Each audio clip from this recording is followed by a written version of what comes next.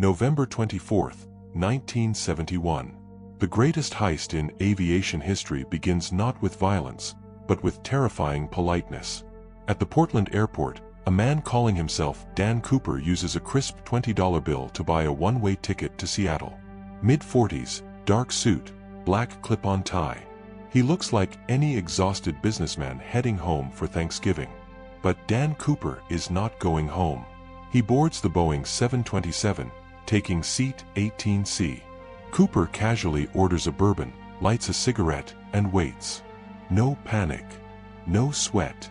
Just the calculated demeanor of a phantom in plain sight. Shortly after takeoff, he hands a folded note to flight attendant Florence Schaffner. Thinking it's just a phone number, she drops it in her purse. But Cooper leans in, his voice low and steady. "Miss, you'd better look at that note. I have a bomb." To prove he isn't bluffing, Cooper opens his briefcase. Inside, 6 red cylinders resembling dynamite, tightly wired to a heavy-duty battery. A professional, lethal setup. His demands are simple but staggering for 1971, $200,000 in American currency, and 4 parachutes. When the flight lands in Seattle, the FBI frantically scrambles to gather the cash and parachutes. Yet, Cooper remains eerily calm. He even pays his bar tab. He trades the 36 passengers for the ransom money, leaving only the essential crew on board. Then, the real madness begins. He orders the pilot back into the stormy sky with an impossible set of instructions. Fly south toward Mexico City. Stay at exactly 10,000 feet, dangerously low. Keep the landing gear down and the flaps lowered to 15 degrees. He is intentionally pushing the Boeing 727 to its aerodynamic limit. Somewhere over the freezing wilderness of the Pacific Northwest, surrounded by a violently pouring rainstorm, Cooper makes his move. He ties the heavy canvas bag of cash securely to his waist. He sends the crew into the cockpit and locks them in. A warning light flashes on the dashboard. The aft air stairs have been opened mid-flight. The cabin pressure drops. The roar of the jet engines mixes with the howling wind of the thunderstorm outside. Standing on the edge of the metal stairs, looking down into the absolute blackness, D.B. Cooper steps into the void and vanishes. When the jet touches down in Reno, Nevada, with its back stairs dragging on the runway, authorities storm the cabin. It's empty. The man, the money, and the bomb are gone. One of the most massive manhunts in U.S. history follows. Thousands of agents scour the rugged Washington forests.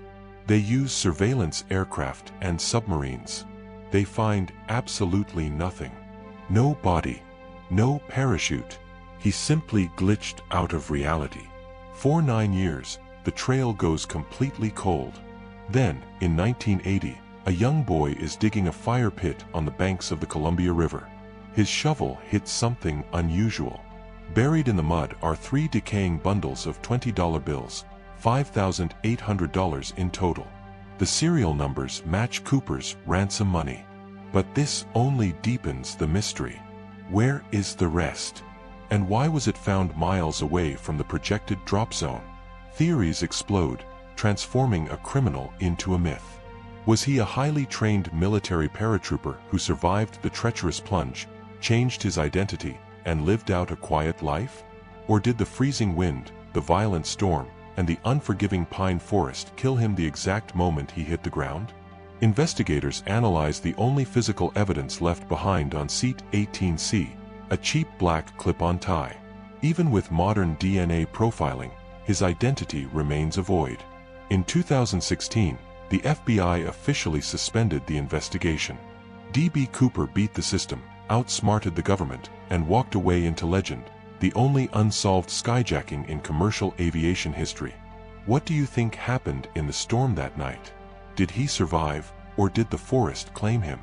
Drop your theory in the comments below. And if you're ready to unlock more of the world's greatest anomalies, hit that subscribe button. We are just getting started on the Outlier Quest.